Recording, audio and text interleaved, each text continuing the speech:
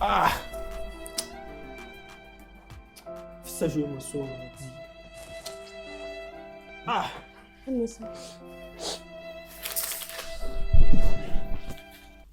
Tout ne fonctionne pas dans ma vie. Hein.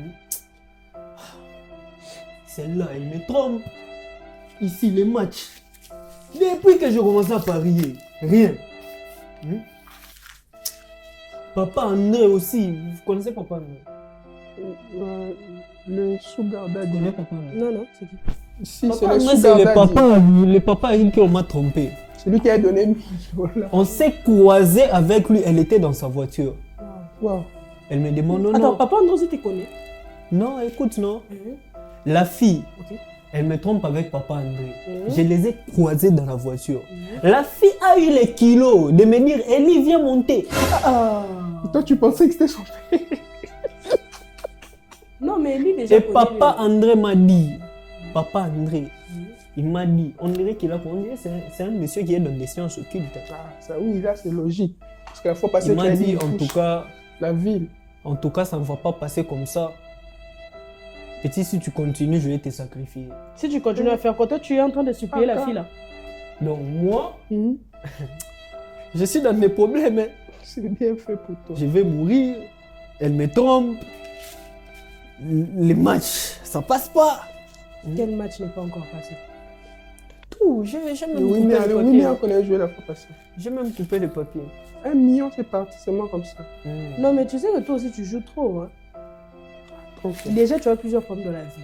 Toi-même, tu te J'ai pas de boulot. rajoutes encore d'autres problèmes en allant encore jouer. Au-delà de ça, tu n'as pas encore de cheveux. Jouer quoi? Ah, toi tu lis.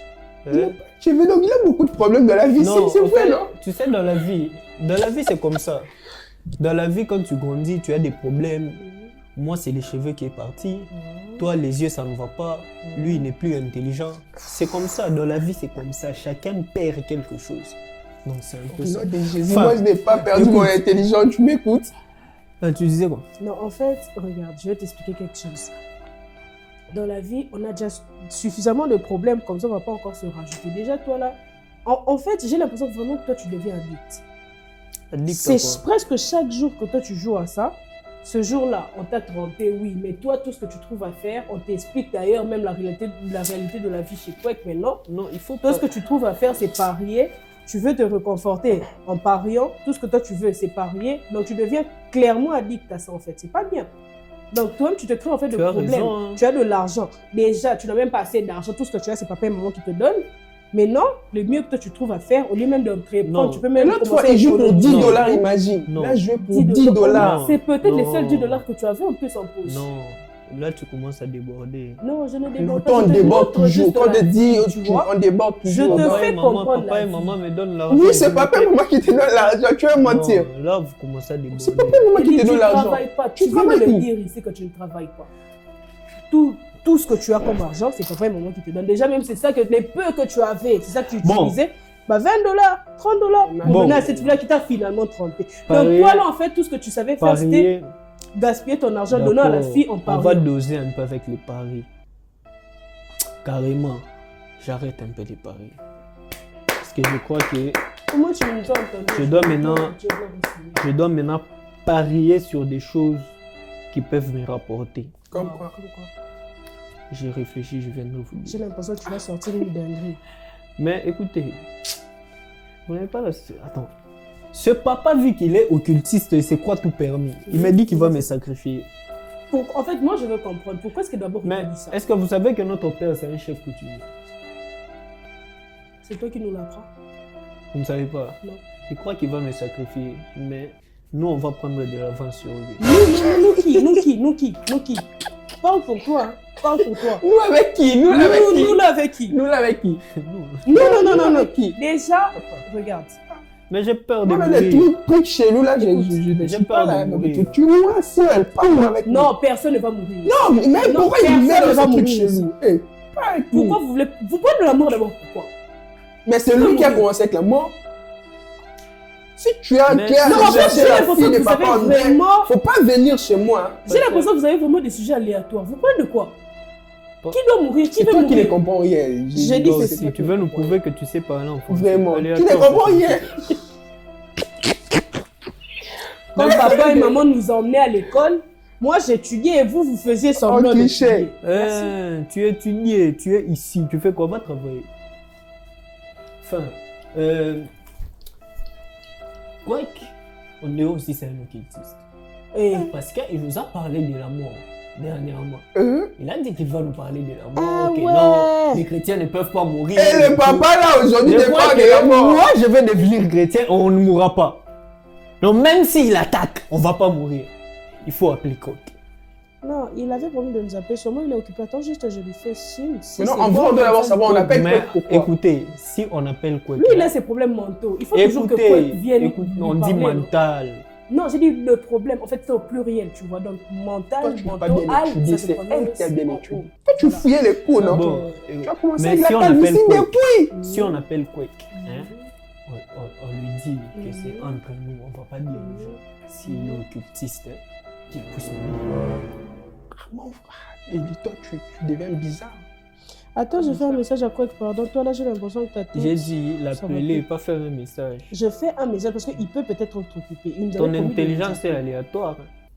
Et ça veut dire quoi? Je sais c'est sorti je sais que je ne dois que dire le mot pour qu'ensuite vous puissiez l'emprunter, donc ne vous gênez pas. Qui t'a dit qu'on s'est gêné déjà? Alors voilà. Malgré toute ton intelligence, le frère t'a quand même trompé. J'ai écrit, soyez calme. J'ai écrit un message à Quake, il a dit qu'il nous rappelle dans 2 minutes. Donc, apprêtez-vous, Quake.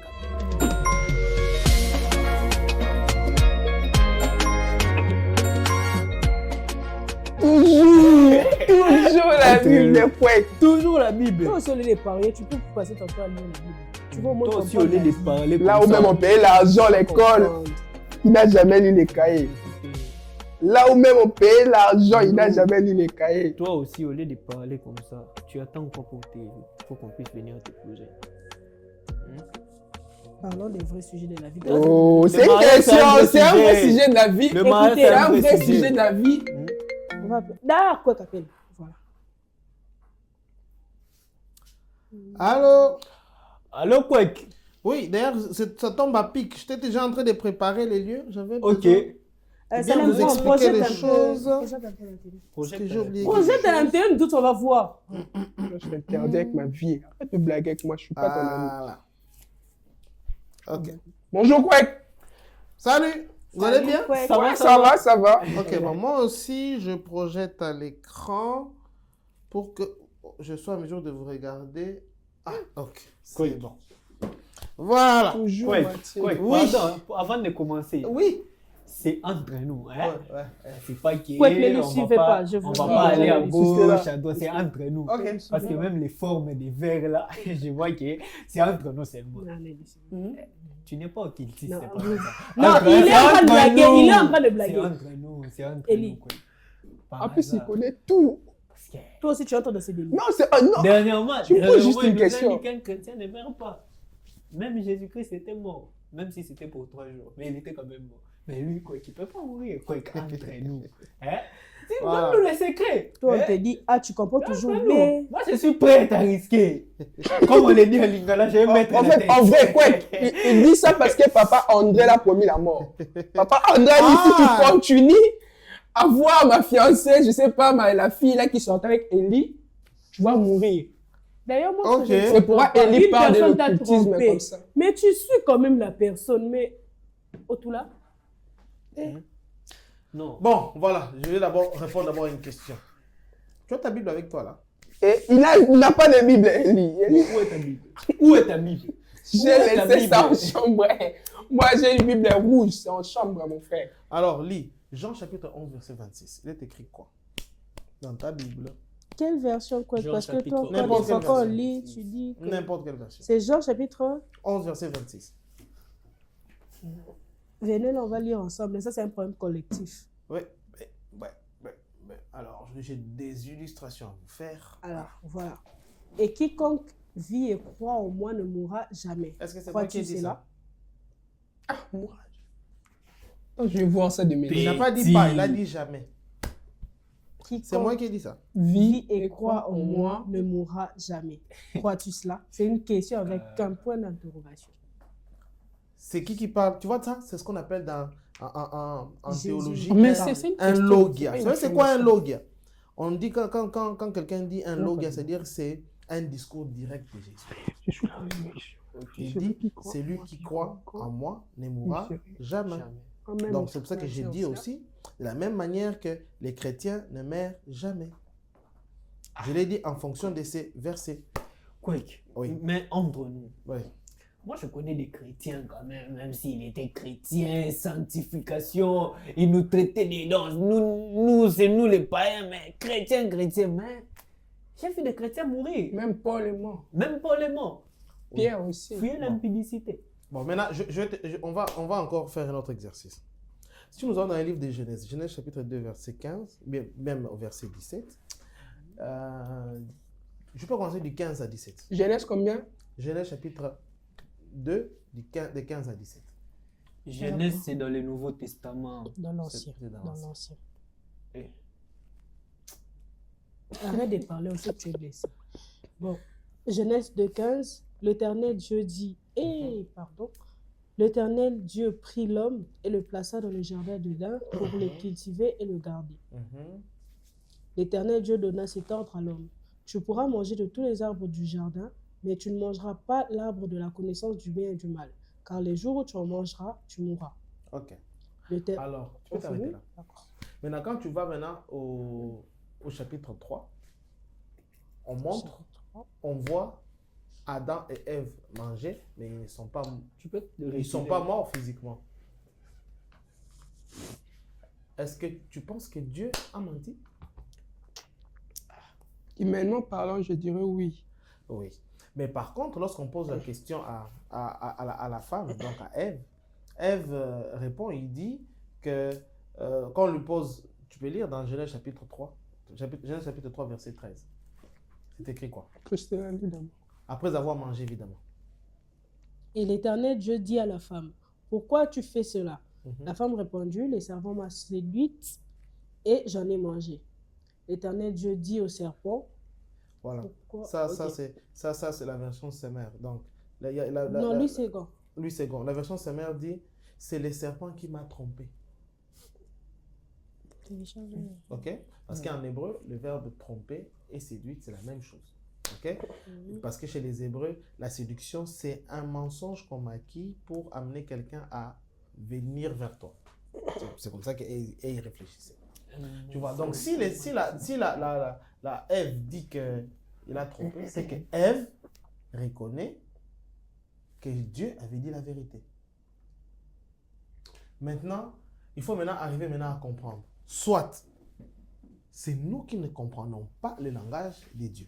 Parce qu'on voit Jésus-Christ qui est Dieu dire la même chose, que celui qui croit en moi ne mourra jamais. Mais pourtant, on voit que tous les disciples ne sont pas avec nous. Ils sont morts. Mais lui, il dit qu'il ne mourra jamais. Ok? Et puis,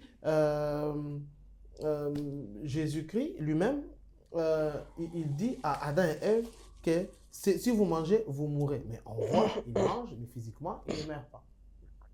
Alors, selon vous, ce que je vais expliquer ici, c'est qu'on ne parle pas de la même mort. Il faut d'abord qu'on se mette d'accord sur le concept. Qu'est-ce que Dieu veut dire par mourir? Ok? En fait, c'est nous qui avons mal compris la notion de mourir. Tu vois, l'être humain est composé du corps, de son âme et de son esprit. Ok? Lorsque l'âme quitte le corps, on dit c'est ce qu'on appelle la mort physique.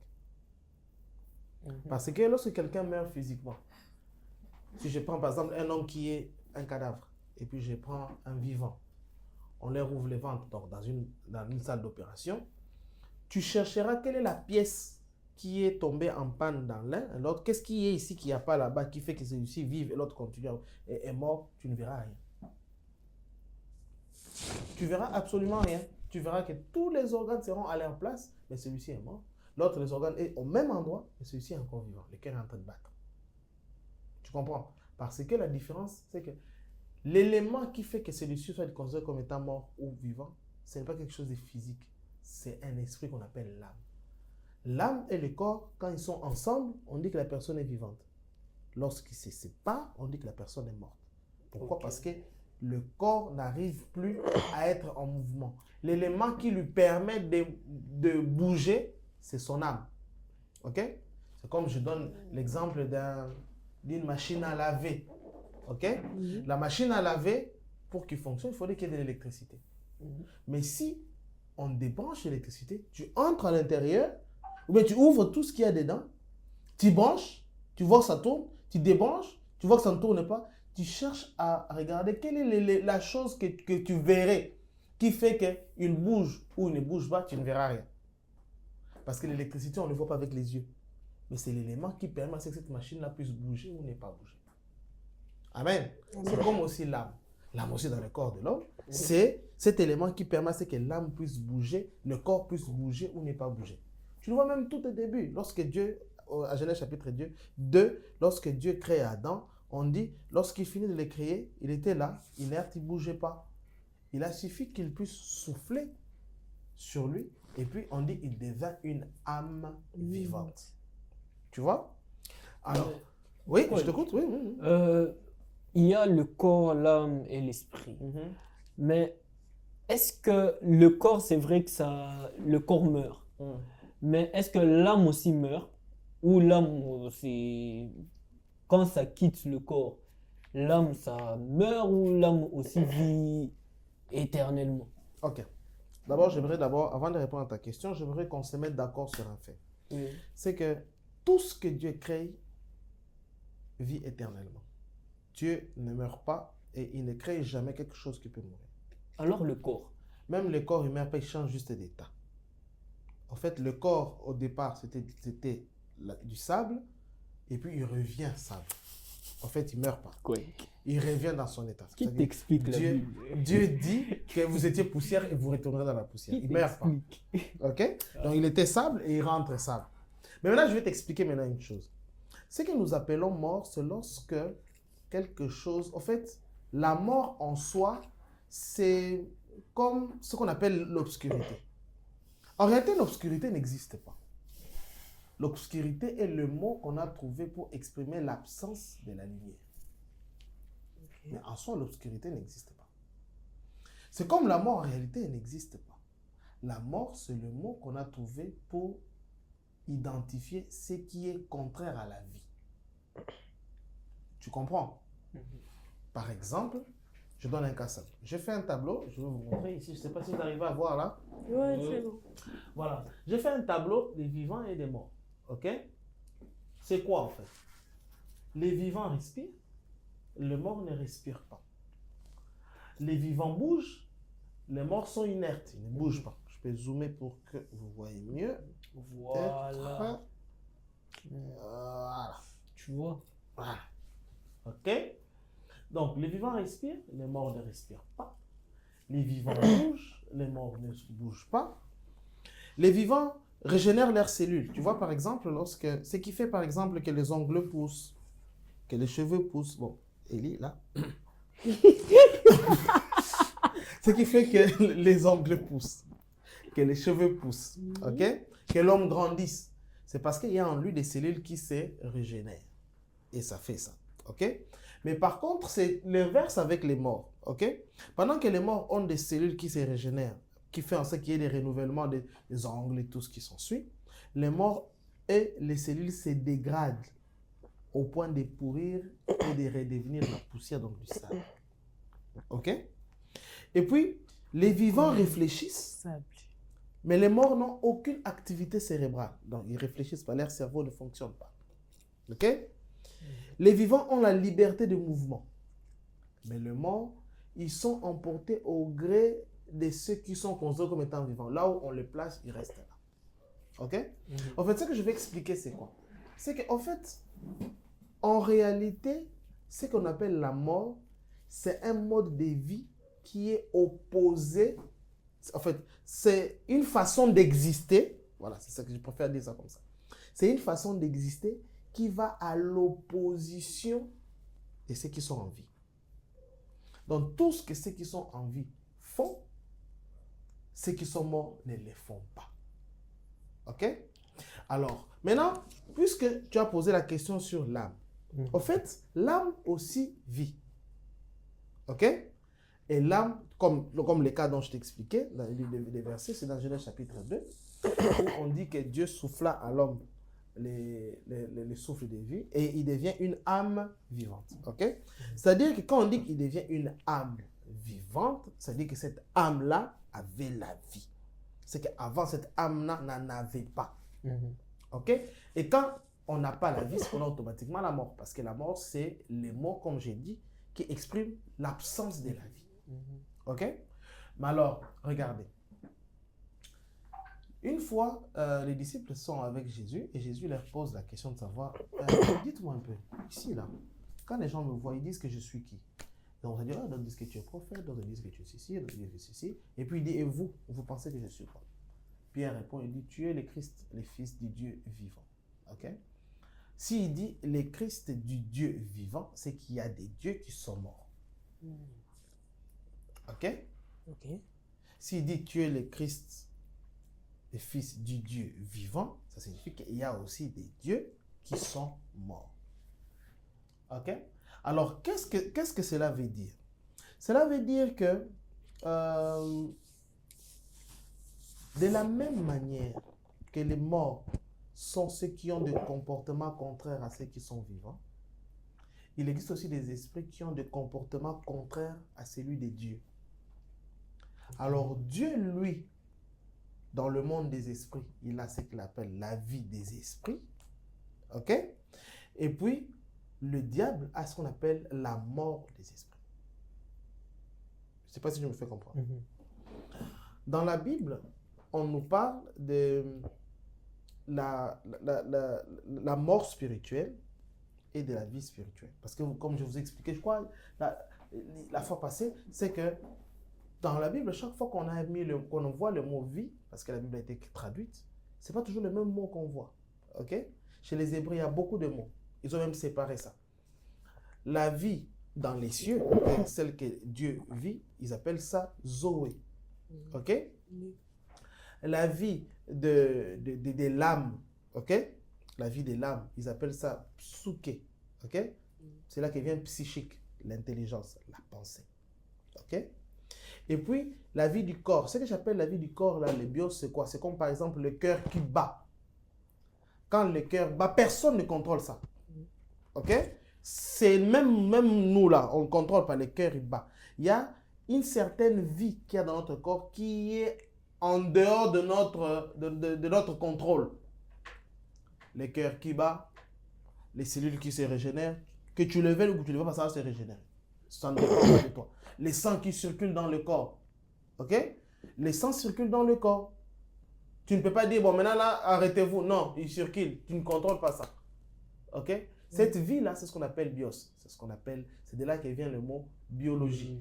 Et à l'étude pour ça. Ok? Et les Grecs, ils définissaient les mots différents pour expliquer ça. Alors, Dieu qui est dans les cieux, il a un mode de vie. C'est-à-dire quoi? Dieu est amour, Dieu a la puissance, Dieu a la bonté, Dieu a tout ça. Et ces caractéristiques-là, c'est lui qui est comme ça. Ok? Maintenant, pour que quelqu'un d'autre puisse être à mesure aussi de manifester ces comportements-là, il faudrait que Dieu te donne cette vie-là. Ok. Ok? C'est la raison pour laquelle la Bible, lorsque Dieu lit le livre de Jean, Jean chapitre 1, il dit, quand il présente Jésus, il dit au commencement était la parole était avec Dieu, la parole était Dieu elle-même. En elle, il y avait la vie. Le mot la vie là, c'est Zoé. En elle, il y avait les Zoé. Le Zoé est comme la lumière. Ça, si je dois faire la traduction. Comment est la lumière? Quand il y a les ténèbres dans un lieu et que la lumière brille, les ténèbres n'est pas à mesure de pouvoir l'étouffer. Ok? C'est ce que signifie, en elle, il y avait la vie était la lumière du monde. Les ténèbres ne l'ont point reçu. Je crois que c'est ce que dit la version Louis Ségon. Je peux lire ça dans Jean chapitre 1, verset 3. Ok? Voilà. Maintenant, tu vois, là, tu as trouvé le verset?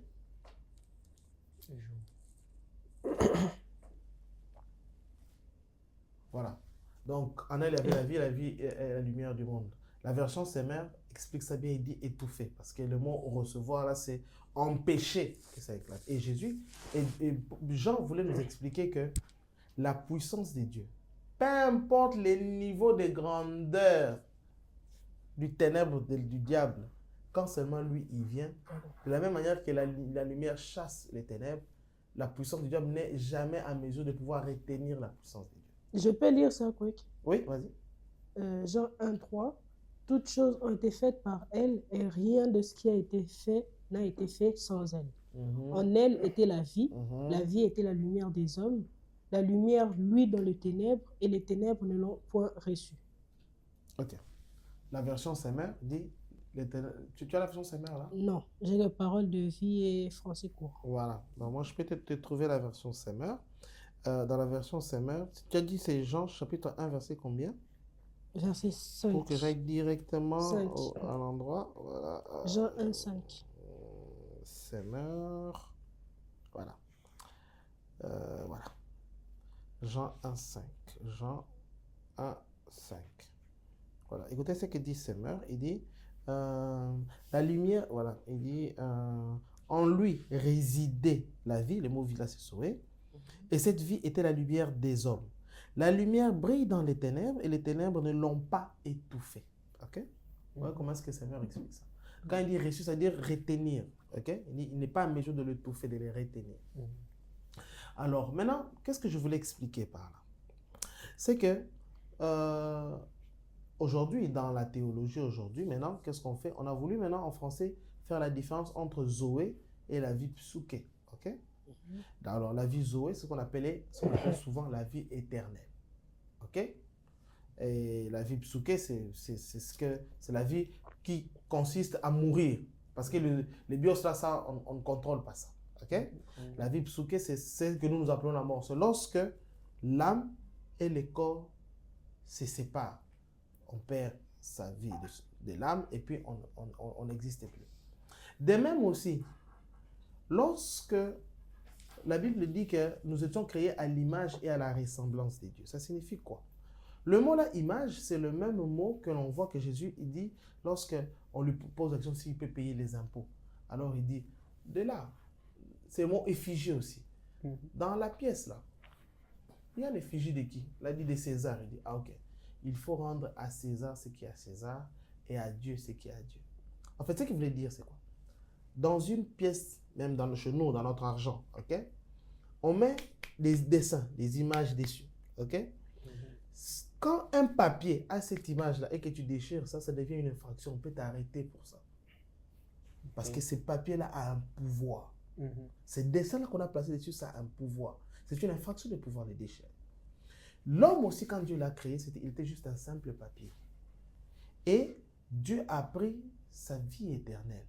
Il a placé dessus. Et c'est ce que Dieu dit, qu'il était à son image. Ok?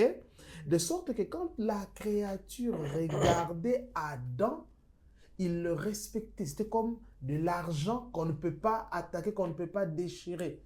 C'était comme un patrimoine de Dieu. C'était les représentants légaux de Dieu. Ok? Dieu aujourd'hui nous demande de ne pas nous agenouiller devant les statues. Pourquoi? Parce que les statues, ce sont des choses physiques qui représentent quelque chose de spirituel. Dieu a fait de l'homme, de Adam qui était sur la terre, sa statue qui bouge, qui les représente sur la terre. De sorte que quand les gens voient Adam, ils voient Dieu. Voilà pourquoi on appelait Jésus le second Adam. Et Dieu, Jésus-Christ, il dit, celui qui me voit a vu le Père. Cette notion était très tangible à l'époque d'Adam parce que ceux qui voyaient Adam voyaient le Seigneur. Et c'est comme ça que toute la nature se prosternait devant lui. Mais c'était juste une image qui se trouvait sur Adam. Quand Adam a commis, et ça se trouve précisément sur l'esprit d'Adam. Donc l'esprit de Dieu et l'esprit d'Adam avaient fusionné et dans l'esprit d'Adam, il y avait cette image de Dieu qui faisait que la nature les craignait. Quand Adam a commis le péché, Dieu s'est séparé d'Adam. Et de la même manière que lorsque l'âme se sépare du corps, il y a ce qu'on appelle la mort physique. Lorsque l'Esprit de Dieu se sépare de l'Esprit de l'homme, c'est ce qu'on appelle la mort spirituelle. Et quand Dieu disait à Adam que si tu manges là, tu mourras, après, il peut même lui dire que je serai obligé de me séparer de toi. Voilà. Ok? Et tu vois ça même, Jésus-Christ, même sans ça, le jour où il est à la croix, puisqu'il s'était fait pécher et qu'il avait porté notre péché, Dieu s'est senti obligé de se séparer. Et il a sorti la phrase, il dit, pourquoi m'abandonne? Tu vois? Donc, la mort spirituelle, c'est ça. Tu vois, par exemple, l'histoire d'un gars qui s'appelle Nicodème, Jean chapitre 3. Il vient voir Jésus-Christ. Il lui dit, que faut-il faire pour avoir la vie éternelle? Ce n'est pas un cadavre qui pose cette question à Jésus. Wow. C'est un homme vivant. Même l'histoire encore du jeune homme là, qui vient voir Jésus, dit que faut-il faire pour avoir la vie?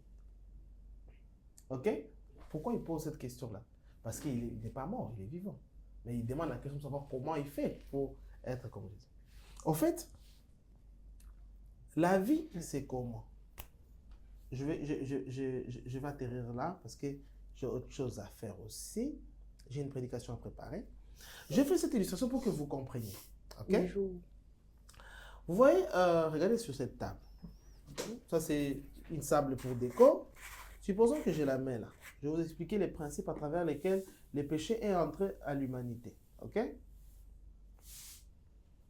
Lorsque tu lis la Bible dans Genèse chapitre 1, on a créé que Adam seul.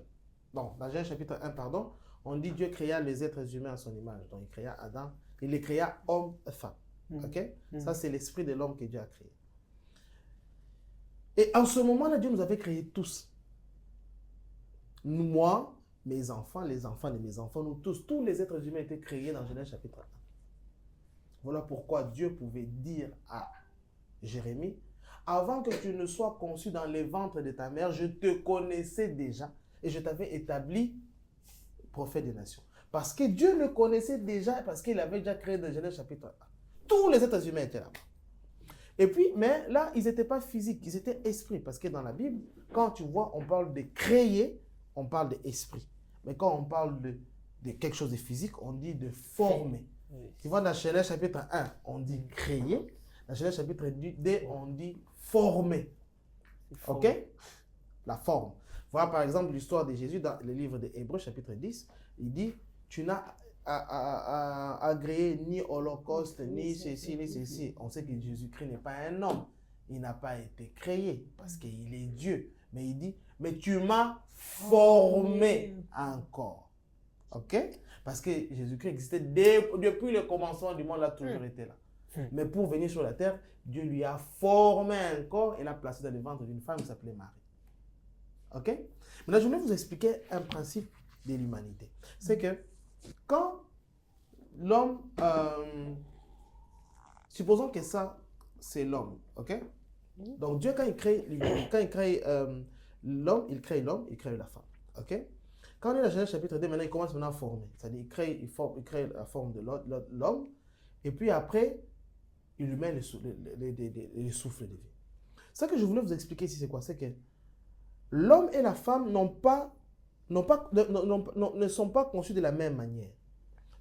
En fait, l'homme, c'est comme, pour Dieu, l'homme, c'est comme un congélateur, et la femme, c'est comme une casserole. Oui, j'explique. Tu vois, Christella, à la maison, à la fin du mois, qu'est-ce que vous faites d'habitude? Vous achetez les provisions pour tout un mois, pas parce que vous voulez le consommer tout de suite. Vous les conservez dans un congélateur.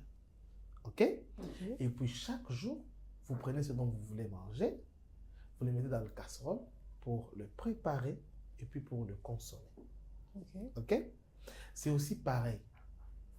L'homme, l'être humain masculin, même la science le dit, il dit lorsque on prend la sémence de l'homme, ce qu'on appelle les spermes, et qu'on regarde dans le microscope dedans, il y a des centaines de millions de spermatozoïdes. Et c'est ces spermatozoïdes-là qui deviennent un être humain. mais sur une petite quantité comme ça. Voilà pourquoi Dieu, lorsqu'il parle à Rebecca, la femme d'Isaac, qui se plaignait de sa grossesse, de ses enfants qui étaient là-bas, comme à l'époque il n'y avait pas d'échographie, Dieu lui dit, en toi il y a 2 nations. Ok? En fait, pourquoi il dit 2 nations? Il voulait juste lui dire qu'en toi il y a 2 fœtus, mais c'est des fœtus masculins qui sont porteurs des spermatozoïdes des millions et que j'envoie comme 2 nations. Je veux dire qu'en toi il y a des hommes. Tu vois? Et c'est comme ça que lorsque nous tous nous sommes venus sur la terre, Dieu a pris nous tous êtres humains, il nous a mis dans Adam. C'est la raison pour laquelle pour sortir Ève, on devait le sortir d'Adam parce elle était dedans. Tu vois? Et maintenant qu'est-ce qui s'est passé? C'est qu'on a sorti, donc, supposons que ça c'est Adam et puis Ève, ils étaient là. Dieu sort, donc il sort, donc supposons que Adam est là. Donc il y en a beaucoup, hein. Tous les êtres humains sont là-bas dedans. Même les Jérémie étaient là, c'est là où le Seigneur l'avait connu. Ok? Et puis après il décide, il dit bon, pour que je ne sois pas toujours obligé de travailler, tout ça, je sors plutôt une femme. Ok? Maintenant là, pourquoi? C'est ce que j'explique que l'homme c'est comme un congélateur. Où Dieu met tous les êtres humains dedans. Et quand il veut qu'un homme sorte, il prend un. Ok? Il sort une personne. Il les met dans une casserole qui est une femme. Qui va les préparer pendant 9 mois. Et puis après, va devenir un enfant, un être humain normal. Tu vois?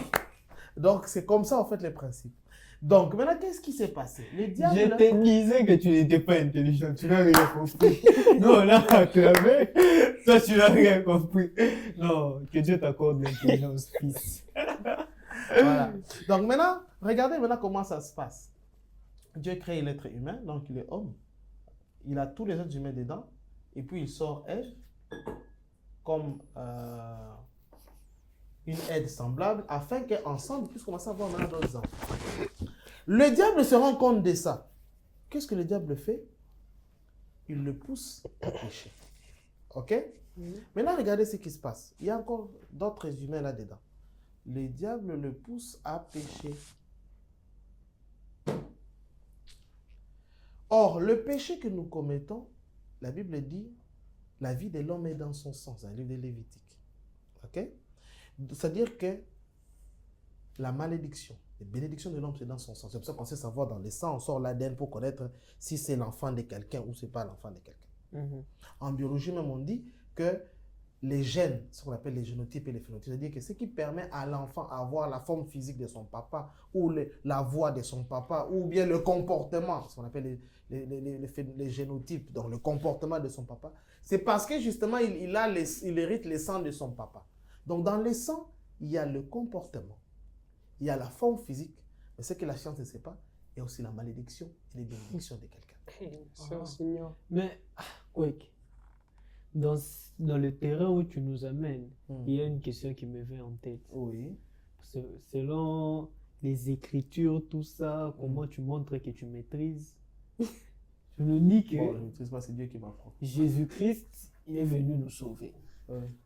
Il est venu sauver le monde.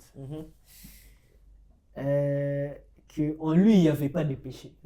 En Jésus-Christ, il n'y avait pas de péché. Mais attends, Jésus-Christ a sauvé aussi sa maman. Oui. Ok. Mais Jésus-Christ est sorti de Marie. Oui. Le sang de Marie n'était pas corrompu. Le sang de Marie était corrompu. Mais maintenant, comment on dit que Jésus-Christ, son sang, il était pur? Ah, ok. Marie Ça, était c'est une bonne marmite. question. Donc, Plutôt, quand le péché entre en l'homme, ça signifie que tout celui qui est dans Adam a le péché. Alors, quand je vois la généalogie de Marie, dans les livres de Luc, on remonte jusqu'à Adam. Et s'il est né de Adam, c'est que Marie aussi a le péché adamique en lui. Ok? Le diable s'est arrangé que l'homme puisse avoir le péché avant que Ève ne tombe enceinte avant. Parce que c'est Ève qui a commis le péché en premier. Mais quand Ève avait commis le péché, Dieu n'en a pas fait un problème. Pourquoi? Parce que la sémence de l'homme était encore pure. C'est quand le péché est entré que Dieu m'est venu dire, mais pourquoi est-ce que vous avez fait ça? C'est ce qu'on avait lu là. Parce que en commettant le péché, du coup, tout l'enfant qui naîtra sera né, puisque le péché vient se poser. Le péché a en lui la malédiction qui vient se poser dans les sangs. Toutes les personnes qui naîtront de ces sangs-là auront un péché en lui. Parce que c'est la sémence, c'est la racine qui a été salie. C'est comme quelqu'un qui prend... et aujourd'hui, à l'époque de Jésus, avant que Jésus ne vienne, les gens faisaient souvent des sacrifices pour demander pardon. Pourquoi? C'était comme si, dans un congélateur, comme j'expliquais là, on jette du sable là-dedans. Si je sors de la viande, je la nettoie, elle devient propre, non? Mais si je la remets là-dedans, ça devient encore quoi? Ça devient encore sale. Tu comprends? Alors, quelle est la solution si je veux que ça ne puisse pas se passer? Il faudrait que je prenne ceux qui sont sales ici, je nettoie ça, ok? Je prends ceux qui sont sales là, je nettoie ça, ok? Je trouve un congélateur où il n'y a pas du sable et je viens déposer là-dedans. C'est alors que ça restera propre. Parce que si je nettoie et que je remets ici dedans, ça deviendra encore sale. C'est ce que Dieu a fait. C'est-à-dire que Dieu a vu que si je dois sauver les problèmes du péché, il faudrait que j'arrive à trouver un être humain qui est exactement comme Adam, c'est-à-dire sans péché. Mais pour qu'il soit sans péché, il ne faudrait pas qu'il naisse d'Adam parce que le descend d'Adam est déjà porteur du péché. Alors, une personne comme Adam. Une personne comme Adam. Parce que quand tu vois dans le livre de Luc... Non, Adam n'était pas beau. Il avait ni beauté ni éclat. Ah non! C'est quelqu'un des gens qui ne comprennent pas bien la Bible. C'est le même Jésus pour lequel on dit qu'il était le plus beau parmi 10 000. Quand on dit qu'il n'avait ni beauté ni éclat dont Ésaïe parle, il est en train de parler du chemin de la croix. Il explique que lorsqu'on l'avait frappé, il était tellement défiguré qu'il avait en lui ni beauté ni éclat. Tu vois que ces versets qui parlent de ça disent « Nous avons cru qu'il était maudit ». Parce que justement, il parle de la souffrance qu'il vivait lorsqu'il était en train d'aller vers la mort. Ok? Et c'était l'état qu'il avait lorsqu'il était en train de se diriger vers la croix de Golgotha, qu'il n'avait ni beauté ni éclat. Pour attirer notre regard. Ok? Mais aussi, on parle de lui comme étant le plus beau parmi 10 000. Tu vois? Et il devait, je pense, qu'il devait être beau de visage parce qu'il était un sacrifice parfait. Dans la loi, parmi les sacrifices, il fallait qu'il soit parfait. Et c'est vrai que la perfection, c'est au niveau de l'intérieur du péché. Mais à l'époque de la loi, on ne voyait pas les choses selon la foi, mais selon la vue, selon la partie physique. Et Jésus n'est pas venu pour accomplir la foi, il est venu pour accomplir la loi. Donc il devait aussi répondre à la loi afin d'introduire la loi, la foi, la grâce. Ok? Voilà, ça c'était une parenthèse. Maintenant, ce que je voulais expliquer, c'est qu'il devait trouver maintenant un homme comme Adam, c'est-à-dire sans péché. D'où il ne pouvait pas naître de la sémence d'Adam. C'est la raison pour laquelle Dieu a pris la puissance de du Saint-Esprit. Il est allé rendre enceinte une femme qui était vierge. Ok? Alors, cette femme vierge qui s'appelait Marie est tombée enceinte par la puissance du Saint-Esprit. On n'a pas dans Luc chapitre 1. Et cet enfant-là, puisqu'il n'a pas la sémence d'Adam qui a les péchés, c'est un enfant qui est sans péché. En fait, le péché ici a ce qu'on appelle la mort spirituelle, mais la personne qui est sans péché, là, c'est ce qu'on appelle le Zoé, la vie éternelle. Ok? Maintenant, comment est la vie éternelle? C'est là maintenant où je vais arriver pour expliquer. Parce que, effectivement, Jésus-Christ est entré dans le ventre d'Ève. Il n'avait peut-être pas le sang de Joseph, sans comprendre. Du coup, il n'avait pas la sémence. Donc, il est venu comme étant pur. Mais entré là, il devait avoir un cordon ombilical. Et dans le cordon ombilical, il y a le sang qui s'échange entre la maman et l'enfant. Donc, puisque Ève était, et je dis quoi? Marie était descendant d'Adam. Donc, son sang devait se mélanger à celui de Jésus. Et le sang d'Ève était porteur du péché. Mais pourquoi, comment est-ce que les péchés d'Ève n'ont pas pu entrer dans Jésus? C'est ce qu'explique Jean au chapitre 1, c'est ce que nous avons lu là. En lui, il y avait la vie. Donc en lui, il y avait la vie qui est les Zoé. Comment fonctionne la vie? La vie, le Zoé, est comme la lumière face aux ténèbres. Donc Jésus est venu avec son Zoé. Marie avait en lui les ténèbres. Quand les ténèbres est venu là où il y avait la lumière, quand la lumière est venue là où il y avait les ténèbres ne peuvent pas contaminer la lumière. C'est plutôt la lumière qui va chasser les ténèbres. Ok? C'est pour ça que Jésus, lorsqu'il pouvait toucher un lépreux, au lieu que les lépreux puissent le contaminer, lui, il contaminait la vie éternelle et les lépreux étaient guéris. Ok? Voilà, c'est pour ça que je vais te montrer même une illustration là. Regarde là. Tu vois cette vidéo ici. Cette vidéo ici, en fait, dit tout. Ça, c'est toi. Ça, c'est les péchés. Et ça, c'est Jésus. Lorsque l'homme est là, quand il a commis le péché, il est devenu noir, il a eu le péché. Ouais. Ok? Mais lorsque Jésus vient maintenant dans l'homme pour entrer, quand il le reçoit, il les rend propres. Parce que la vie éternelle vient étouffer là-bas. Et quand le péché de Marie est entré en Jésus, ça n'a absolument rien fait. Pourquoi? Parce qu'ici, il y a le Zoé. Wow. Tu comprends? Ok. Voilà. Donc, c'est ce principe-là qui s'est passé. C'est comme ça que Ève, Marie, oh mon Dieu, avec Ève. C'est comme ça que Marie, quoi qu'il pouvait avoir son sang, qui pouvait entrer en Jésus, mais puisque Jésus avait la vie éternelle, en fait, la vie éternelle absorbe le péché. Et c'est par ce même processus-là que lorsque Jésus-Christ qui avait la vie éternelle, la Bible dit que lui qui n'a commis aucun péché, il s'est fait pécher. Lorsqu'il a pris tous les péchés, il a porté les péchés qui est entré en lui, c'est exactement dans la vidéo que je vous ai montré, il a absorbé tous les péchés de l'humanité et c'est tombé caduc. Je vois, donc là, c'est maintenant le fait de recevoir Jésus-Christ comme Seigneur et Sauveur, le côté sauveur, il vous a sauvé de la mort. Le côté sauveur, c'est ça. Non, mais moi j'ai une question. Parce que la mort, attends, permets que je finisse une chose. Qu'est-ce qui se passe chez nous lorsqu'une personne meurt? On aime les gens qui meurent chez nous, mais on va les enterrer quelque part, dans un cimetière. Parce qu'on ne sait pas les garder parmi nous. Dans les cieux aussi, il existe un cimetière qu'on appelle l'enfer.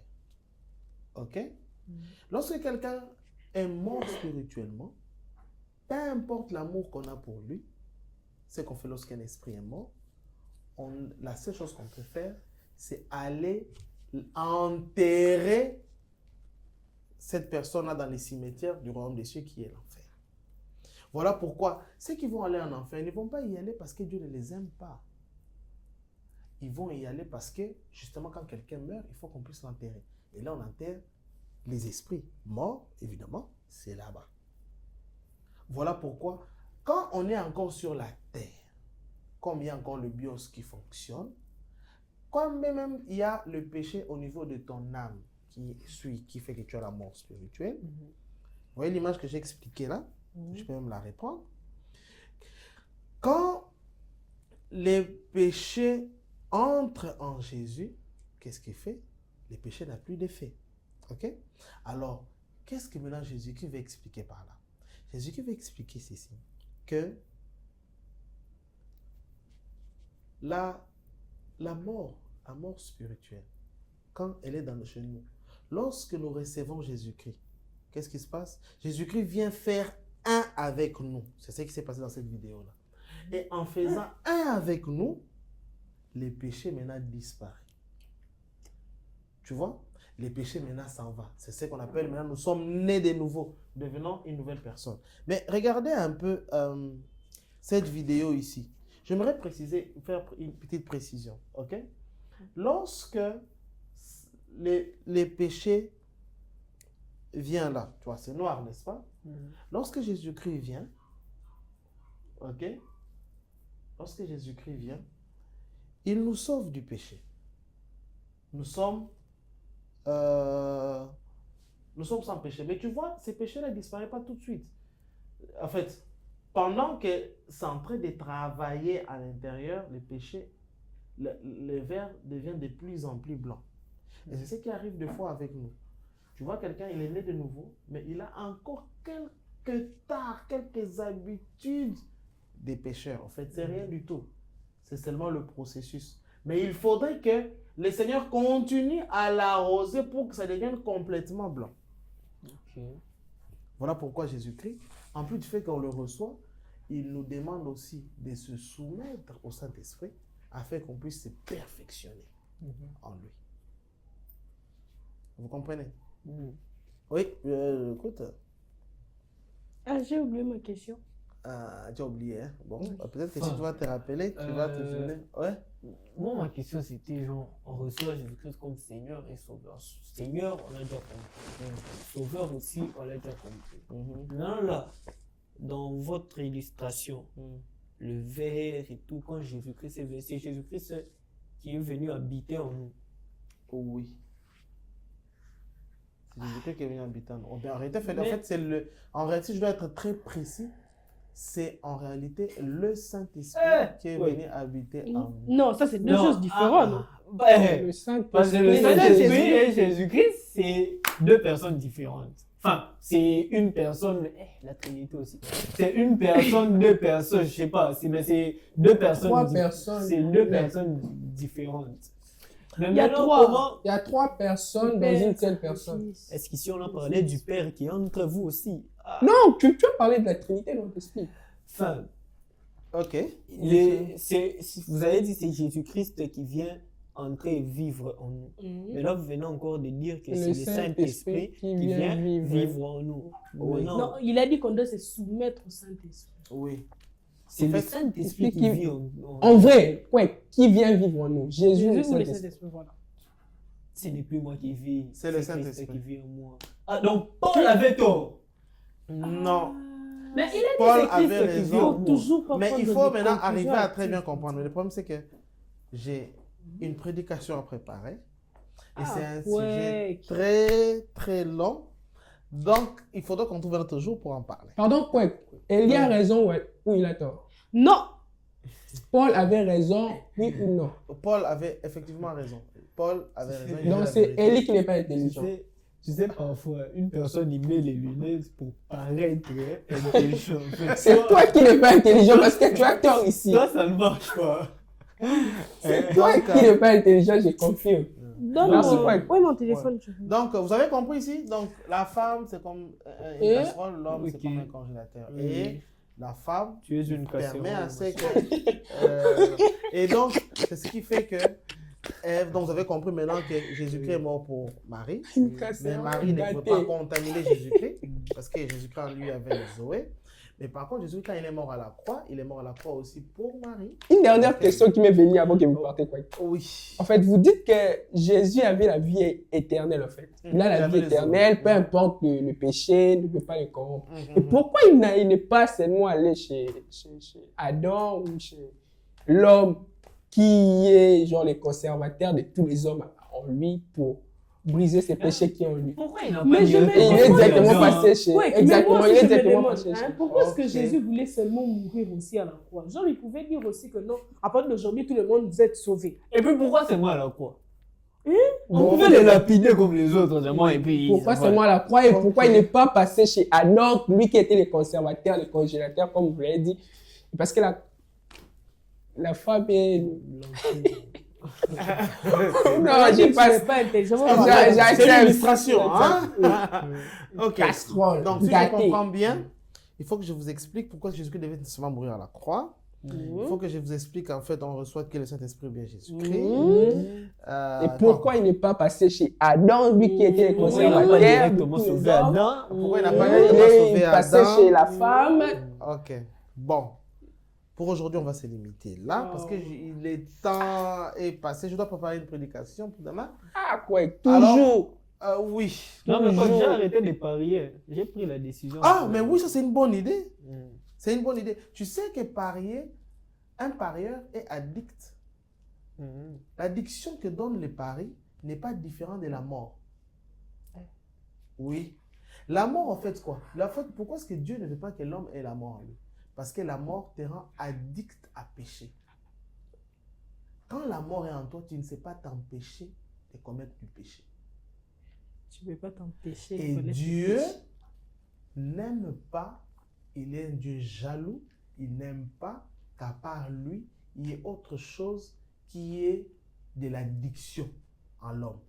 Dieu veut que nous soyons addicts à lui seul. Voilà pourquoi on dit que l'amour excessif d'argent est une forme d'idolâtrie. Parce que celui qui est addict d'argent est un idolâtre. Celui qui devient addict des jeux, c'est un idolâtre. Et les idolâtres font partie des personnes dont on cite qui vont hériter l'enfer. Quoique moi j'ai pitié pour vous, en tout cas je sais que vous devez préparer la prédication alors. Je crois que vous allez répondre prochainement à tout. Donc, cette image-ci ne doit pas sortir de votre visage. Donc. Voilà. Oui. Ça reste là. Ça doit rester là. Ça doit rester ici. Voilà.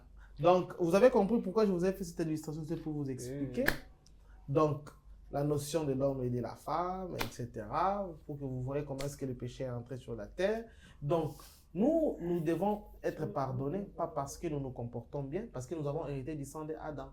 Et Jésus-Christ, lui, c'est un autre Adam, comme je vous ai expliqué. Alors, le rôle là, c'était quoi? C'est que Jésus-Christ veut que nous quittons ici. Recevoir Jésus comme Seigneur et Sauveur, c'est ça justement. Nous quittons ici, Dieu nous nettoie et il nous place là-bas. Pour que le péché ne puisse pas être en nous.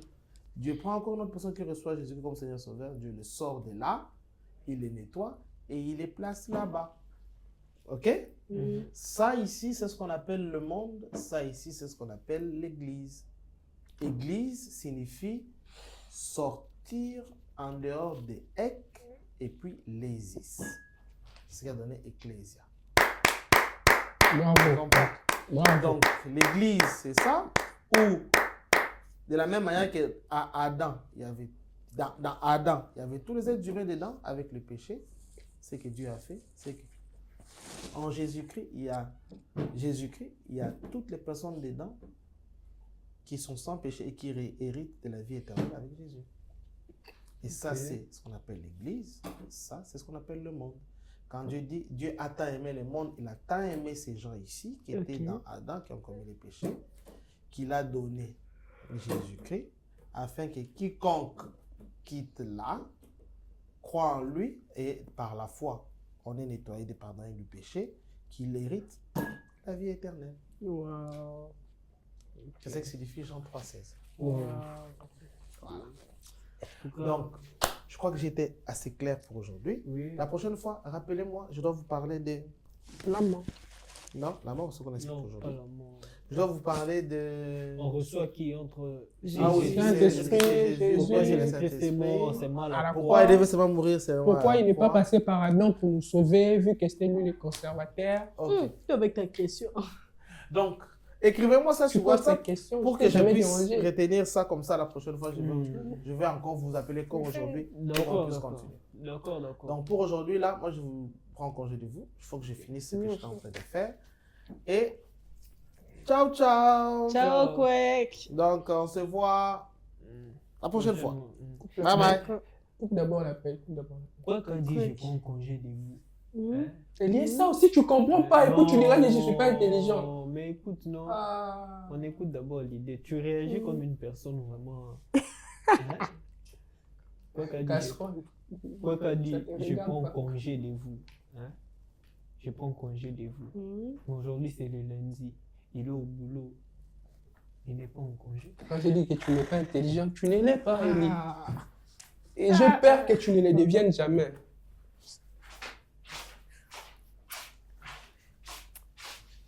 Ah, Christella. Tu es parti. Christella. Répète après moi, je suis une casserole. Pour la gloire du Seigneur. En tout cas.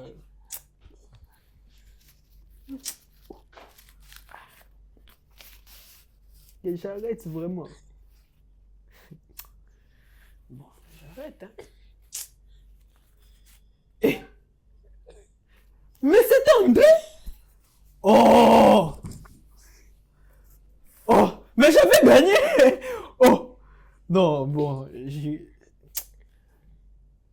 j'ai pris une décision. Je n'irai pas prendre de l'argent. Mais je vais envoyer une personne à les prendre.